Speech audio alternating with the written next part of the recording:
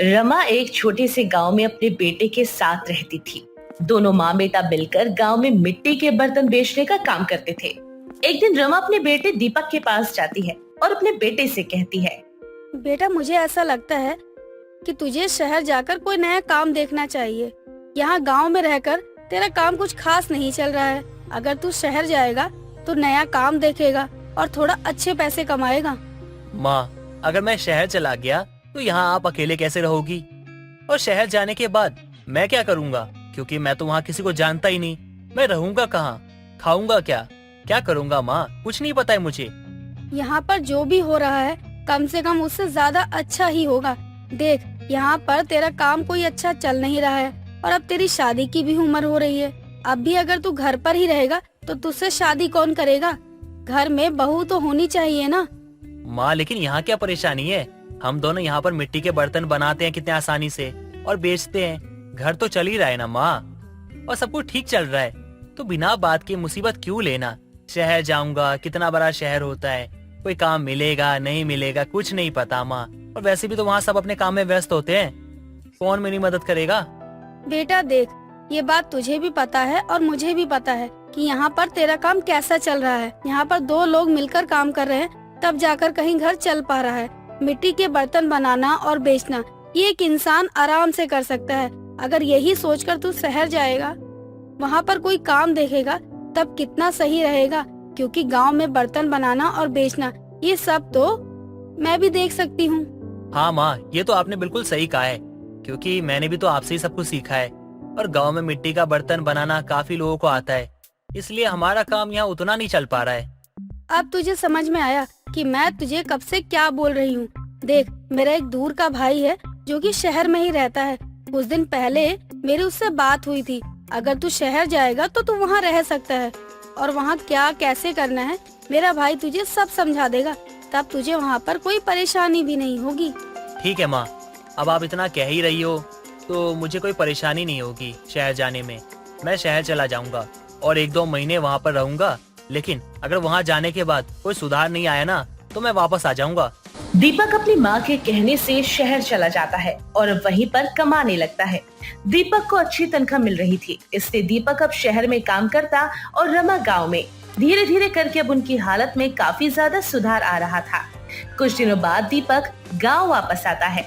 माँ, आपने सही कहा था, मेरे लिए ना शहर जाना ना बहुत ठीक था। जब से शहर गया हूँ ना काफी सुधार आया हमारी हालत में। अच्छा हुआ आपने मुझे ना शहर जाने को कहा। लेकिन माँ, आपने मुझे अचानक से यहाँ वापस क्यों बुलाया? मुझे काफी ज्यादा घबराहट हो गई। मुझे लगा कहीं कुछ हो तो नहीं गया आपको? तबीयत तो ठीक है ना आपकी? क्यों बुलाया माँ मुझे अचानक? सब ठीक है ना? कोई घबराने वाली बात तो नहीं है ना माँ? बेटा, वैसे तो सब कुछ ठीक है, लेकिन मैंने तुझे अचानक इसीलिए बुलाया है क्योंकि तेरे लिए एक बहुत अच्छी लड़की का रिश्ता आया है और मैं उसके साथ तेरी शादी करवाना चाहती हूँ। क्योंकि तेरी उम्र भी हो गई है और वो लड़की बहुत अच्छी है। और गांव में मुझे भी अकेले रहने में काफी परेशानी होती है, इसीलिए जब सारी बात हो गई तो मैंने सोचा क्यों ना तुझे भी गांव बुला लूं और शादी करवा दूं तेरी, ताकि घर का एक बड़ा काम तो निपटे। ठीक है माँ, जैसा आपको ठीक लगे आप वैसा करो। वैसे भी शहर में सोच सोच के मैं परेशान रहता हूँ कि मेरी माँ अकेले कैसे होगी, मेरी माँ ने कुछ खाया होगा नहीं होगा। अब शादी हो जाएगी, बहू आ जाएगी, तो मुझे भी आपकी चिंता ना थोड़ी कम होगी, क्योंकि यहाँ आपके साथ आपकी बहू आ जाएगी और आपका साथ देगी, आपकी देखभाल करेगी, खाना पीना आपको समय पे देगी। तो इस बात की मुझे भी चिंता नहीं रहेगी कि मेरी माँ कैसी होंगी। दीपक के हाँ करने के बाद रमा जरा भी देर नहीं करती और तुरंत ही लड़की वालों से शादी की बात आगे बढ़ा देती है। कुछ ही दिनों बाद दीपक की शादी रुचि नाम की लड़की से हो जाती है। रुचि शादी के बाद अपने ससुराल आती है। उस दिन से दीपक गांव में रहता है और तब तक सब कुछ सही चलता है और दीपक वापस से शहर कमाने के लिए चला जाता है। दीपक के जाने के बाद उसकी पत्नी रुचि घर का एक भी काम नहीं करती। ये देखकर रमा अपनी बहू से कहती है, बहू, तू ये क्या कर रही है? जब से तू आई है तब से मैं तुझे देख रही हूँ कि तू घर का कोई काम नहीं करती है और जो काम करती है वो सिर्फ दीपक को दिखाने के लिए करती है। अब तू इस घर की बहू है, अगर घर के काम तू नहीं करेगी तो कौन करेगा? बिल्कुल सही कहा माँ जी आपने। मैं घर की बहू हूँ, कोई नौकरानी नहीं। मेरा पति शहर में अच्छा खासा कमाता है, अच्छे खासे पैसे भी हैं। मैं यहाँ घर में काम करूँ? आप कैसे सोच सकती हैं ऐसा? आप कर लो ना काम, वैसे भी घर पे पड़ी ही रहती हो पूरे दिन। बहू, बहुत दिनों से मैं काम कर रही हूँ, घर का भी संभालती हूँ, बाहर भी संभालती हूँ। अब तू घर में आ गई है, इसीलिए तुझे घर का काम करना चाहिए, क्योंकि मेरी उम्र हो गई है। अब मैं दोनों जगह का काम नहीं संभाल सकती हूँ। अगर तू घर का काम संभाल लेगी तो मैं बाहर की भागदौड़ कर सकूंगी। रमा के समझाने के बाद भी रुचि घर के काम को हाथ नहीं लगाती थी। दिन निकल रहे थे और रमा को ऐसे ही सारा काम अकेले करना पड़ रहा था और उसे काफी दिक्कत भी होती थी। कुछ दिनों बाद जब रमा की तबीयत खराब हो गई तो भी रुचि ने घर का काम नहीं किया। ये देखकर रुचि अपनी सास के पास जाती है। ये क्या है, इतनी देर हो गई है, अब तक अपने घर में कोई काम नहीं है? आपको पता है ना, घर का काम आप ही करती हो, या फिर आपको अब मुफ्त की रोटी तोड़ने की आदत हो गई है? बहू, मेरी तबीयत ठीक नहीं है, इसीलिए मैं घर का काम नहीं कर पाऊंगी। आज घर का काम तू ही कर ले। मैं घर में काम बिल्कुल नहीं करने वाली हूँ। आपकी तबीयत खराब है ना, तो आप एक काम करो, थोड़ी देर आराम करो, उसके बाद काम कर देना, मुझे कोई दिक्कत नहीं है। इतना बोलकर रुचि वहाँ से चली जाती है। रमा को इस हालत में भी घर का काम करना पड़ रहा था और वह काफी परेशान होकर खुद से कहती है, मैंने सोचा था कि घर में बहू आएगी तो थोड़ी मदद हो जाएगी, लेकिन बहू के आने के बाद तो मेरे सारे काम दुगने हो गए हैं। बहू है कि मेरी एक सुनती ही नहीं है। अब जब सारे काम मुझे ही करने हैं तो बहू का क्या काम। कुछ दिनों बाद वापस से वो अपने बेटे को गांव वापस बुला लेती है। दीपक कई दिनों तक गांव में ही रहता है। ये देखकर एक दिन रुचि अपने पति दीपक से पूछती है, दीपक जी, इस बार तो आप काफी ज्यादा समय गांव में रह रहे हो, आपको काम से निकाल दिया है क्या? अगर काम से निकाल दिया है तो शहर में ही क्यों नहीं दूसरा काम ढूंढ लिया आपने? गांव में कुछ नहीं रखा हुआ है, यहाँ पर तो कुछ पैसे भी नहीं मिलते हैं। ऊपर से आप यहाँ क्या ही कर रहे हो? काम करो, शहर जाओ, दूसरा काम ढूंढो। कल को हमारा भी परिवार बढ़ेगा तो हम उसका पेट कैसे पालेंगे? ये सब हमें पहले से सोच के रखना होगा। ये तुम क्या कह रही हो रुचि? माँ ने तुम्हें बताया था ना कि माँ चाहती है कि मैं गाँव आ जाऊँ, तो मैं गाँव आ गया। अब मैं ये सोच रहा हूँ कि मैं गाँव से ना जाऊँ, और तुम कह रही हो गाँव से क्यों नहीं जाते। अपने पति की बात सुनकर उसे बहुत गुस्सा आता है और वो तुरंत अपनी सास के पास जाकर कहती है, कुछ ज्यादा ही दिमाग चल रहा है क्या आपका माँ जी? जानबूझ के आपने दीपक को यहाँ पे बुलाया ना, ताकि आपको काम ना करना पड़े। आप इतनी चालाक होगी मुझे पता नहीं था। काम करने से आप कितना डरती हो माँ जी। बहू, इसको दिमाग चलाना नहीं बल्कि चालाकी कहते हैं, जो कि मैंने करी है, क्योंकि घर के काम तो सारे मुझसे ही करवाती थी, खुद तो कुछ करती नहीं थी। इसीलिए मैंने अपने बेटे को शहर से गांव बुलवा लिया, ताकि वो भी देख सके कि सारे काम मैं करती हूँ। और वैसे भी अब इतने पैसे तो जमा हो ही गए हैं कि शहर में भटकना ना पड़े। तो अब मैं अपने बेटे को यहीं बुला लूंगी, ताकि उसे भी पता लगे कि उसकी माँ कितना काम करती है। अब ये तुझे देखना है कि तुझे क्या करना है, क्योंकि मेरा बेटा तो मेरे खिलाफ जाने से रहा। दीपक के आने के बाद से काया पलट ही हो जाती है और अब वापस से रुचि के ऐशो आराम के काम पूरे हो जाते हैं और अब उसे काम करना पड़ जाता है। और ये देखकर रमा को संतुष्टि होती है कि उसका बेटा अब गांव में ही है और गांव में ही काम करेगा।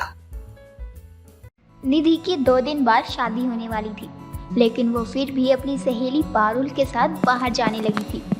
पारुल निधि को रोकते हुए कहती है, अरे यार, तू कहाँ जा रही है? 2 दिन बाद तेरी शादी है और अब तू बाहर जा रही है। अगर तेरी मम्मी को पता चला ना कि हम दोनों बाहर गए थे तो वो हम दोनों को बहुत सुनाएंगी। अरे यार, तू इतना क्यों घबरा रही है? मैं हूँ ना साथ में, माँ कुछ नहीं कहेगी, तो चल चुपचाप से। वैसे भी माँ सो रही है, जब तक माँ उठेगी ना तब तक तो हम जाकर भी वापस आ जाएंगे। अच्छा ठीक है, हम दोनों चलते हैं, लेकिन पहले ये तो बता मुझे कि हम जा कहाँ रहे हैं। अरे वो हमें ना एक शादी का कार्ड मिला था, तो हम वहीं जा रहे हैं। मेरी शादी तो 2 दिन बाद है, इसलिए माँ तो आसपास की शादियों में ना खुद जा रही है और ना ही मुझे जाने दे रही है। लेकिन मैं फ्री का खाना कभी नहीं छोड़ती हूँ। शादी है तो क्या हुआ, खाने के लिए ही तो जा सकती हूँ ना। यार तू कितनी पागल है, तेरी खुद की शादी 2 दिन बाद है और तू दूसरों की शादी में फ्री का खाना खाने जा रही है। अगर वहाँ कोई जान पहचान का मिल गया ना तो बेइज्जती हो जाएगी। अरे मैं तो बस कुछ खाने के लिए ही जा रही हूँ। और एक बात बता, जान पहचान की शादी में जा रहे हैं हम, तो कोई ना कोई जान पहचान का दिखेगा ही ना। लेकिन कोई बात नहीं, अब तू लेट मत कर और जल्दी से मेरे साथ चल। हे भगवान, क्या होगा तेरा? शादी होने वाली है तेरी और अब भी तू फ्री का खाना खाने के पीछे भागती है। अरे तेरी सास अगर सख्त मिजाज की हुई ना तो सुधार देगी तुझे अच्छे से। हाँ चल ठीक है, जब ससुराल जाऊंगी ना तब देख लूंगी अपनी सास को कि कैसी है। अभी तो फिलहाल चल। निधि को फ्री का खाना इतना अच्छा लगता था कि वो बिना कुछ सोचे समझे ही अपनी शादी से 2 दिन पहले फ्री का खाना खाने चली जाती है। और ऐसे ही वो पहले भी कई बार कर चुकी थी। अब 2 दिन बाद निधि की शादी आदित्य नाम के लड़के से हो जाती है और निधि शादी के बाद अपना ससुराल संभालने लग जाती है। कुछ दिनों बाद निधि की सास मनोरमा आती है और बर्तन निकालने लगती है। तो निधि कहती है, अरे माँ जी, आप ये बर्तन क्यों निकाल रही हो? मैंने अभी धोए हैं। बहू, पास में भंडारा हो रहा है, चल वहाँ जाकर बर्तन में सब्जी पूड़ी ले आते हैं। आज शाम का भी खाना हो जाएगा। फ्री का खाना मिल रहा है तो बनाना ही क्यों। अरे वाह माँ जी, आप भी मेरी तरह ही सोच रखती हो। ये बात तो मुझे पता ही नहीं थी, लेकिन सही है, चलो जल्दी से भंडारा लेकर आते हैं, इससे पहले कि खत्म हो जाए। थोड़ी पूड़ियाँ ज्यादा ले लेंगे, कल सुबह चाय के साथ पूड़ियाँ तो चल ही जाएंगी ना, नाश्ता भी नहीं बनाना पड़ेगा माँ जी। हाँ, ये तो मैंने सोचा ही नहीं। सही कह रही है बहू, चल अब। निधि को तो फ्री का खाना खाना अच्छा लगता था, लेकिन अब तो निधि की सास भी निधि की तरह ही थी, जिसे फ्री का खाना अच्छा लगता था। अब ऐसे ही दोनों सास बहू हफ्ते में 6 दिन तो कहीं ना कहीं फ्री के खाने का जुगाड़ कर ही लेती थी। अब 7वें दिन बासी खा लेती थी। एक दिन मनोरमा की पड़ोसन जानकी उनके घर आती है और मनोरमा को शादी का कार्ड देते हुए कहती है, मनोरमा, तुझे पता है मेरी बेटी की शादी तय हो गई है और कुछ ही दिनों में उसकी शादी है, तो तुझे जरूर आना है। मुझे कोई बहाना नहीं चाहिए कि इसीलिए नहीं आ पाई, ये हो गया वो हो गया। अरे मैं क्यों भला तेरी बेटी की शादी में नहीं आऊंगी? मैं तो जरूर आऊंगी। तेरी बेटी भी तो मेरी बेटी की तरह है ना। मैं अपने पूरे परिवार के साथ तेरी बेटी की शादी में आऊंगी। मनोरमा, वो हर घर में बस एक ही इंसान का खाना है, तो तू ही आ जाना। ये क्या बात हुई जानकी? अरे भला एक घर से एक इंसान को कोई बुलाता है? इतने सालों से हम एक दूसरे को जानते हैं और तू बस एक इंसान को बुला रही है। ये तो गलत बात है ना तेरी। अब तू तो जानती ही है मनोरमा, मैं अकेले ही सब कर रही हूँ और इतनी बड़ी शादी तो मैं कर नहीं पाऊंगी ना। और ऊपर से लड़के वाले कह रहे हैं कि उनकी तरफ से बाराती भी बहुत आएंगे, तो हर चीज सोचकर ही चलनी पड़ेगी ना। अच्छा, मैं चलती हूँ, और भी बहुत जगह कार्ड देना है मुझे। जानकी की बात मनोरमा और उसकी बहू निधि दोनों सुनते हैं, जिसके बाद निधि अपनी सास से कहती है, माँ जी, यहाँ तो एक ही जन का न्योता है, अब हम दोनों फ्री का खाना कैसे खाएंगे? मुझे भी जाना है माँ जी शादी में, आप घर पर रह लेना ना। नहीं नहीं बहू, मैं तो जाऊंगी ही शादी में, तू घर पर ही रुक जाना। माँ जी, मैं नहीं, अरे मैं आपकी बहू हूँ, आपको तो सामने से यही बोलना चाहिए कि बहू तू चली जा शादी में, मैं तो बूढ़ी हो गई हूँ, मैं जाकर क्या ही करूँगी, लेकिन आप तो मुझे ही मना कर रही हो। बूढ़ी होगी तेरी माँ, मैं अभी बूढ़ी नहीं हूँ। और मेरी बात सुन बहू, जानकी मुझे बोलने आई थी, तूने इसकी बात नहीं सुनी ना। वो बार बार मुझे कह रही थी कि मैं जाऊँ शादी में। वैसे भी मैं उसे काफी सालों से जानती हूँ, अब हम दोनों में इतनी अच्छी जान पहचान है, अगर मैं नहीं जाऊंगी तो उसे बुरा लगेगा ना, इसीलिए मैं जा रही हूँ। माँ जी, एक बात बताओ, हम बस इतनी सी बात पर लड़ाई क्यों कर रहे हैं? शादी में एक ही इंसान जाए, लेकिन खाना तो वो पूरे घर के लिए ही ला सकता है ना, ये तो आप कर ही सकती हो ना माँ जी। बहू, तू क्या बोलना चाहती है? थोड़ा साफ साफ समझा, मैं कुछ समझी नहीं तेरी बात। माँ जी, मैं यही कहना चाहती हूँ, आप जाओ शादी में और 3-4 प्लेट भर भर कर खाना घर पहुँचा देना, या फिर पन्नी में ले आना, ऐसे आप ही जाओगी ना और खाना भी आ जाएगा, वो भी फ्री का। बहू, ये तो तूने बिल्कुल सही कहा, हम ऐसे भी तो कर सकते हैं ना। चल, अब मैं ही जाऊंगी और जैसा तूने कहा है मैं बिल्कुल वैसा ही करूंगी। अब मैं अपनी बहू के शौक को थोड़े मार सकती हूँ। मनोरमा खुद शादी में जाती है, लेकिन शादी से पन्नी में भरकर अपनी बहू के लिए और अगली सुबह के लिए काफी सारा खाना भरकर ले आती है। दोनों सास बहू का फ्री का खाना खाने की आदत रुकने का नाम ही नहीं ले रही थी। एक बार निधि अपनी सास के पास जाती है और अपनी सास से बोलती है, माँ जी, मैंने भी पास की जो सबसे बड़ी वाटिका है ना, वहाँ देखा तैयारी हो रही है, लगता है आज कोई फंक्शन है वहाँ पर। माँ जी, तैयार हो जाओ, आज का खाना बन रहा है। वाह बहू वाह, क्या खबर लाई है तू, सच में सुनकर मजा ही आ गया। मैंने कल ही नई साड़ी ली थी, वही साड़ी पहनकर जाऊंगी वहाँ, ताकि लोगों को लगे कि हमें बुलाया है। माँ जी, वो तो कह रहे थे कि वो आज बाहर से ही खाना खाकर आएंगे, तो इसीलिए उनके लिए आज हम फ्री का खाना नहीं लाएंगे। अपना खा लेंगे और थोड़ा बहुत खाना कल के लिए ले आएंगे, ज्यादा नहीं, क्योंकि कल तो गली में भावना के बच्चे का मुंडन है ना। बहू, तूने तो पूरी प्लानिंग कर रखी है, क्या करना है और कैसे करना है। चल, अच्छी बात है तेरी। अब दोनों सास बहू फिर से तैयार हो जाती हैं फ्री का खाना खाने के लिए। शाम को दोनों वाटिका जाती हैं और खाने लगती हैं। तभी एक आदमी आता है और बोलता है, हेलो, आप कौन सी कंपनी से आए हो?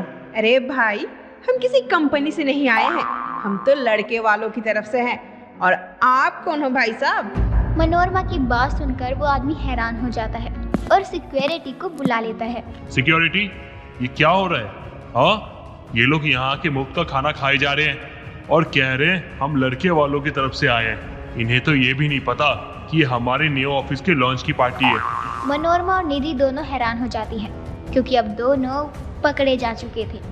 उन दोनों के आसपास काफी भीड़ भी लग जाती है। तभी वहाँ भीड़ में से मनोरमा का बेटा आदित्य आ जाता है।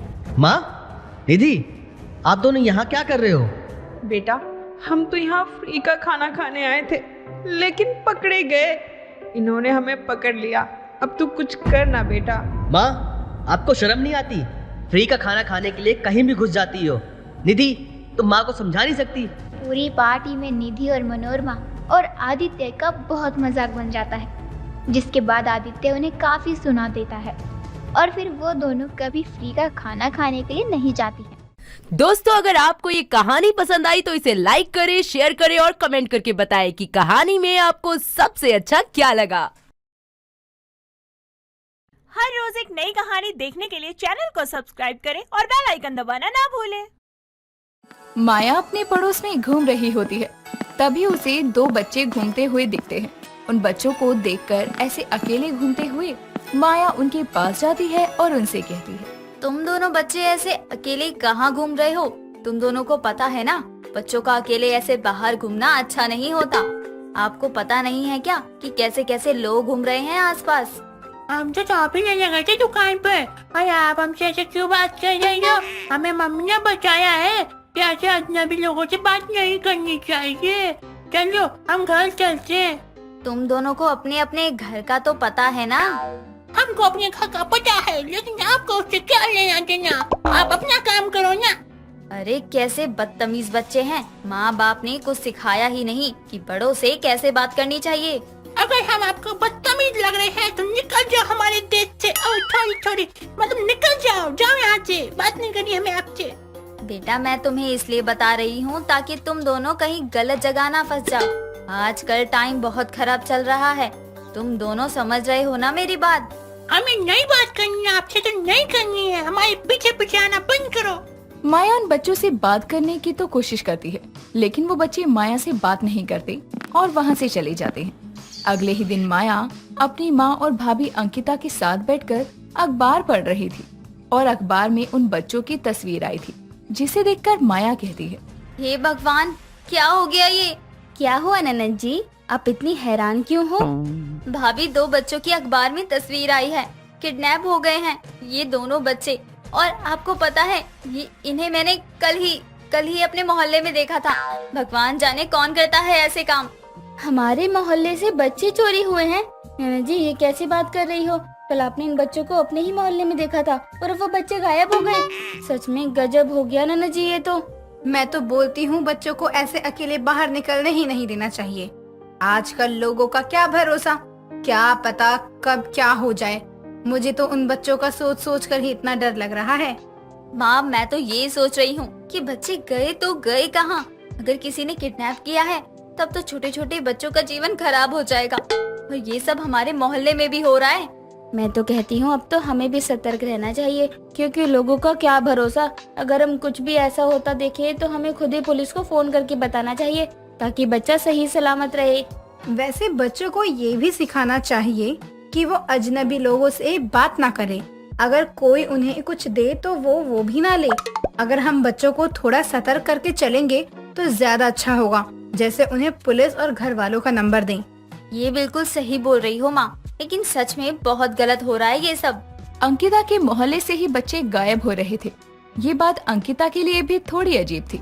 अगले दिन अंकिता छत से कपड़े उतार रही थी। तभी वो अपनी ननद माया को एक छोटी बच्ची के साथ खेलते हुए देखती है। उन दोनों को ऐसे प्यार से खेलता देखकर अंकिता खुद से कहती है, ननद जी को बच्चों से कितना प्यार है। जब से बच्चे चोरी होने की खबर सुनी है तब से ननद जी बच्चों को लेकर और भी चिंता करने लगी है। जब ननद जी के बच्चे हों तब तो वो उन पर जान वारेंगी। पर छोटी बच्ची भी तो कितनी ज्यादा प्यारी है। अंकिता अपनी ननद का बच्चों को लेकर प्यार साफ देख पा रही थी, इसीलिए उसे अपनी ननद की भी काफी चिंता लगी रहती थी। अगले ही सुबह ये खबर आती है कि माया जिस छोटी बच्ची के साथ खेल रही थी वो भी गायब हो गई है। ये खबर सुनकर तो अंकिता के होश उड़ जाते हैं। अंकिता सीधा अपनी ननद के कमरे में आती है और अपनी ननद को बताने लगती है, ननद जी गजब हो गया। कल आप जिस छोटी बच्ची के साथ खेल रही थी ना वो भी चोरी हो गई। पता नहीं कौन है वो लोग जो बच्चे चोरी कर रहे हैं। भगवान उन्हें नरक की आग में जलाए। भाभी ये कौन है बच्चा छोटे छोटे बच्चों की जिंदगी के साथ क्यों खेल रहा है और आज वो चोरी हो गई। पता नहीं कहाँ होगी, किस हाल में होगी। ननद जी आप रो क्यों रही है? अरे जो गलत कर रहा है उसे तो अपनी गलती पर पछतावा नहीं हो रहा, तो आप क्यों रो रही हो? आपने थोड़ी कुछ गलत किया है। भाभी मुझे उस छोटी बच्ची के लिए बहुत बुरा लग रहा है। सच में भाभी बच्ची बहुत प्यारी थी और मैं तो उसे उसके घर भी छोड़कर आई थी, लेकिन फिर पता नहीं कहां से गायब हो गई। जब आप उसे घर छोड़कर आई तो कहां से गायब हुई? अपने किसी ऐसे वैसे इंसान को जाते देखा था क्या, जिस पर आपको थोड़ा बहुत भी शक हो, जो ये काम कर सकता हो? नहीं, मुझे तो किसी पर शक नहीं है। मैं उस बच्ची को उसके घर तक छोड़कर आई थी, लेकिन अब जब ये पता चला कि वो पता नहीं कहाँ गायब हो गई है तो मेरे तो पैरों तले जमीन ही हट गई। अंकिता माया को परेशान देखकर और भी ज्यादा परेशान हो जाती है, इसलिए अब वो माया के आगे इस बारे में कोई बात नहीं करती और वो बात वहीं पर खत्म कर देती है। धीरे धीरे कई दिन निकल जाते हैं। कुछ दिनों के बाद एक विनोद नाम का आदमी अंकिता के घर आता है और माया से बोलता है, कुछ दिन पहले तुम ही मेरी बेटी को अपने साथ कहीं लेकर जा रही थी ना। तुम्हें पता होगा कि मेरी बेटी कहाँ है। मुझे बहुत टेंशन हो रही है। अरे छोटी बच्ची है वो, अगर पता है तो बता दो कहाँ है वो। विनोद माया से सवाल जवाब करने लगता है कि तभी वहाँ अंकिता आती है और कहती है, भाई साहब आप इनसे सवाल जवाब क्यों कर रहे हो? इन्हें थोड़ी पता है आपकी बेटी के बारे में। ये तो खुद ही बच्चे चोरी होने की वजह से इतनी परेशान रहती हैं। मैं झूठ नहीं बोल रहा हूँ। इन्होंने मेरी बेटी को चॉकलेट दी थी, उसके बाद मेरी बेटी बेहोश हो गई। फिर ये मेरी बेटी को अपनी गोद में उठाकर ले जा रही थी। आप मेरी ननद के बारे में ये क्या बकवास कर रहे हो? आपकी बेटी खो गई है, आपका दुख समझ सकती हूँ मैं, लेकिन इसका मतलब ये नहीं है ना कि आप कुछ भी बोलते जाए मेरी ननद के बारे में। अरे मैं झूठ नहीं बोल रहा। मेरे घर के पास एक सीसीटीवी कैमरा है, उसमें ही देखा है मैंने। आप ना कुछ भी बकवास मत करो। आपको क्या मैं बच्चा चोरी करने वाली दिखाई देती हूँ? कुछ भी मत बोलिए। अब तक तो मैं यहाँ प्यार से बात करने आया था, लेकिन अब मैं पुलिस को लेकर ही आऊंगा। तब देखता हूँ कैसे तुम कुछ नहीं बोलते। पुलिस को लाने की क्या जरूरत है? मम्मा मैंने सच में कुछ नहीं किया। माया तुम घबरा क्यों रही हो? अरे मैं हूँ ना, जब तुमने कुछ नहीं किया तो डरना क्यों? नहीं भाभी, मैंने बोल दिया ना कि पुलिस नहीं आनी चाहिए तो नहीं आनी चाहिए। मैं भी देखता हूँ कि पुलिस कैसे नहीं आती है। अरे बच्चों को चोरी करने का धंधा बना लिया है ना। मेरी बेटी को भी पक्का तुमने ही चुराया होगा। अब तो पुलिस ही हिसाब किताब करेगी तुम्हारा। उस आदमी की पुलिस की धमकी के आगे माया थोड़ी घबरा जाती है, जो बात अंकिता को बहुत ही अटपटी लगती है, लेकिन वो तब तो शांत हो जाती है। कुछ दिनों बाद माया एक बच्चे को अपने साथ लेकर कहीं जा रही थी और वो बच्चा बेहोशी की हालत में था। उसे देखकर अंकिता थोड़ी हैरान हो जाती है और वो उसका पीछा करने लगती है। कुछ दूर जाने के बाद एक सुनसान रास्ते पर वो एक छोटे से घर में जाती है और उस बच्चे को वहाँ बैठा देती है और कहती है, ये बच्चे चोरी करने का धंधा इससे पहले कि सबके सामने आए, मुझे इन सारे बच्चों को बेच देना चाहिए और जितना जल्दी हो सके मुझे घर से बहाना बनाकर गायब भी हो जाना चाहिए। अंकिता ये सब सुन लेती है और ये सुनने के बाद अंकिता सीधा पुलिस को बुलाती है और कुछ देर में वहाँ पर पुलिस आती है। जैसे ही पुलिस और अपनी भाभी को वहाँ माया देखती है तो बोलती है, भाभी आप यहाँ कैसे आई? माया, जो तुम ये छोटे छोटे मासूम बच्चों की जिंदगी से खेल रही हो ना, मुझे इसके बारे में पता चल गया है और शक तो मुझे उसी दिन हो गया था जब उस आदमी की धमकी से तुम डरने लगी। भाभी मैं तो बस बच्चों को बचाने आई थी। अब तो झूठ मत बोलो ननद जी, मैंने सब कुछ देखा भी है और अपने कानों से सुना भी है। मेरी ननद एक बच्चा चोर है और मैं अपनी ननद को कभी माफ नहीं कर सकती। अंकिता एक बार भी नहीं सोचती और अपनी ननद को पुलिस के हवाले कर देती है।